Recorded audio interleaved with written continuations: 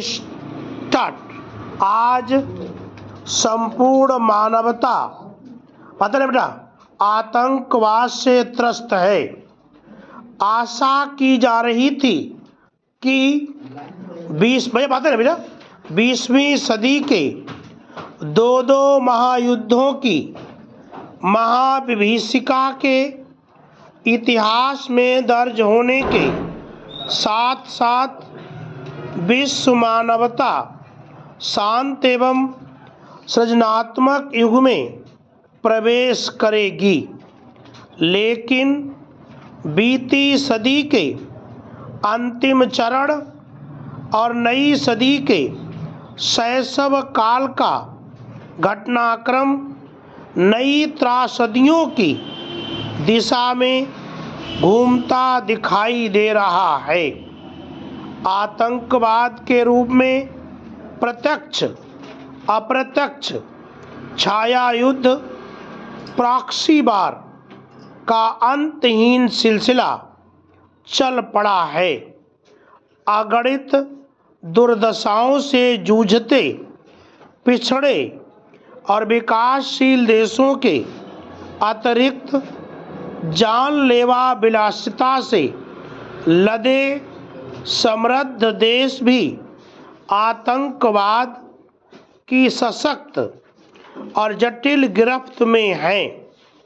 विश्व महाशक्ति अमेरिका भी इसका अपवाद नहीं रहा। भारत सहित दक्षिण एशिया देश तो इसमें लगातार झुलस ही रहे हैं। यह दावानल जल्दी थमेगा, इसके आसार संप्रति दिखाई नहीं दे रहे हैं। पैरा आतंकवादियों तक तकनीकी विकास भी पहुंचता रहा है, फिर भी यह आशा नहीं थी कि आतंकवाद के प्रसारक परमाणु बम तकनीक तक पहुंच जाएंगे। किंतु पाकिस्तान के परमाणु वैज्ञानिक AQ खान द्वारा परमाणु तकनीक को लीबिया जैसे देशों को चोरी छिपे उपलब्ध कराने से महाविनाश की आशंका बढ़ती जा रही है। भारत की परमाणु प्रौद्योगिकी को विदेशों में बेचे जाने का मामला भी प्रकाश में आया है। सोवियत संघ से अलग हुए देशों के वैज्ञानिकों द्वारा भी ऐसी ही ओछी हरकतें की गई हैं। अब यह स्वीकार किया जाने लगा है कि परमाणु जैविक और रासायनिक अस्त्रों की पहुंच से आतंकवाद के रचयिता बहुत दूर नहीं हैं। वस्तुतः कुछ देश आतंकवाद को मजहब के कारण या बदले की भावना से बढ़ावा दे रहे हैं और उनके द्वारा मानवता का महाविनाश कराया जा सकता है।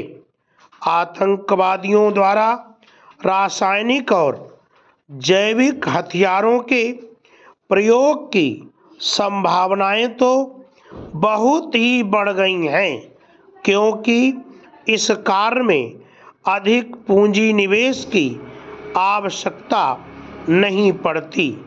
अमेरिका में एंथ्रेक्स की पुष्टि की अनेक घटनाएं और विश्व के अनेक अन्य देशों में एंथ्रेक्स की पुष्टि और आशंका की बात सामने आने के बाद लगभग पूरे विश्व में जैव आतंकवाद का भय लोगों में व्याप्त होता जा रहा है।